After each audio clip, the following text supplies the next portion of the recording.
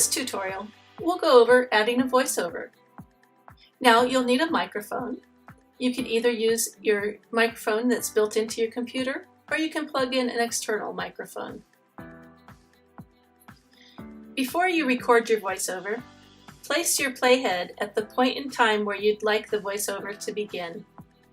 And then go down to the voiceover section of your timeline and click the microphone. It will turn red and start recording immediately. Here we go.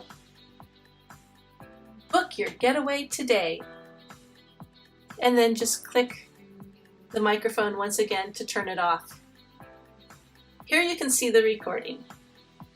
If you'd like, you can trim away this empty space at the beginning. I know that I do not want this section here because that was me telling you to click the microphone again. So to get rid of it, I'm just going to drag with my cursor. Now I can move my voiceover around. Remember, I wanted it to start at the playhead, so I'm going to move it here. Book your getaway today. You can also mute your voiceover, unmute it. Likewise, if I had music here, you would do the same. And if you click on settings, you can adjust the volume levels. So if you need it louder or quieter, you can adjust it.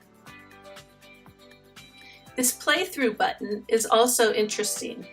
If you wanted to record a long voiceover and have it go across all of your scenes, you can do that. And it does that by default. If you wanted each scene to have its own voiceover, you could uncheck this. And to remove your voiceover, to delete it, just click the remove button and that will delete it. Well, that's it for voiceovers. Thank you for watching.